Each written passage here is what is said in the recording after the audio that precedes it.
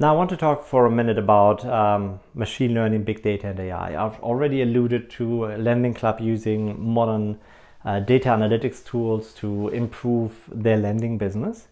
But unless you've been sleeping under the rock, you will have heard about these two terms. And let me give you an example for how this can be used. Big data in particular, or sometimes also alternative data, is very, very valuable. So here's an example. This is Dick's Sporting Goods. There's some data for Dick's Sporting Goods. And what you see in this graph here is the usage of its parking lots over time. Now, what you can see is that this line is steadily declining. And you see at the very end of this point, or we point out there, that there has been an announcement that they reported worse than average earnings. Now, what this graph plots is the usage of its parking lots. So they took satellite images and they counted, using the satellite images, the number of cars that were available. And what you could see with that is that people who used this data were able to predict that Dick's Sporting Goods was not doing well. Another example is not on the slide, is that people use satellite images to look at the storage, the shadows produced by oil storage containers. So these really huge, gigantic, storage facilities for oil. The more oil is in them, the higher up they are. So as they get lower, the shadow gets smaller. And people were able to predict the amount of oil that was stored and therefore oil prices using satellite data. Now, this is the bigger picture here, is data is extremely valuable in the current world, and the availability and the ability to process and analyze that data is also extremely valuable. The problem with that is, and then, if you think of the way you are taught here at the university, is we give you relatively straightforward data. We talk about accounting data, financial data, you look at stock prices and analyze that data.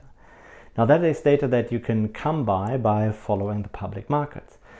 But this alternative data is much harder to come by, and as questions are raised about privacy, discrimination, and the opacity of how this data is created and whether or not it could be manipulated. So there's a lot of problems around this, and I want you to be aware of this, and we have to spend some time talking about that in this class. Now let's talk about the tools that exist. In the literature, also in the finance literature, there's by now a fair body of evidence that shows that these tools are quite useful, even for things that finance researchers have done for years. And really only for the last 3-4 years, people have actually used these tools and tried to reassess what they have been doing for years.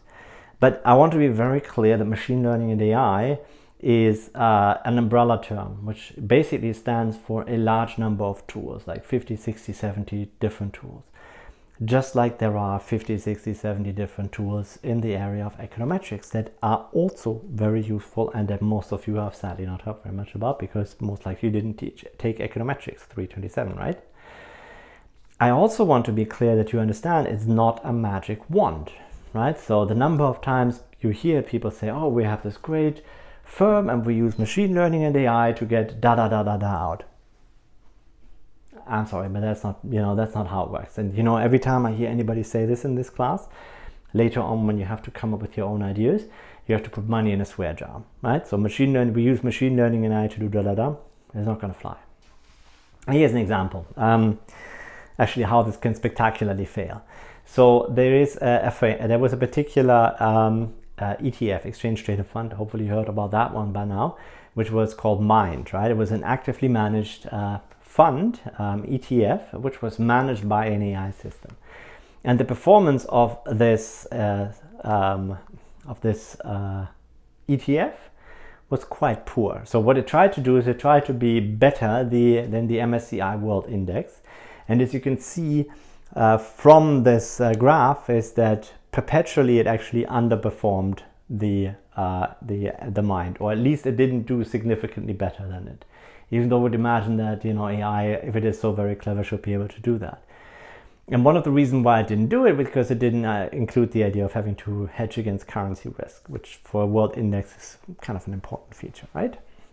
So the point here is that AI is not a magic wand. It doesn't do everything. It just can only deal with things that you actually allow it to do.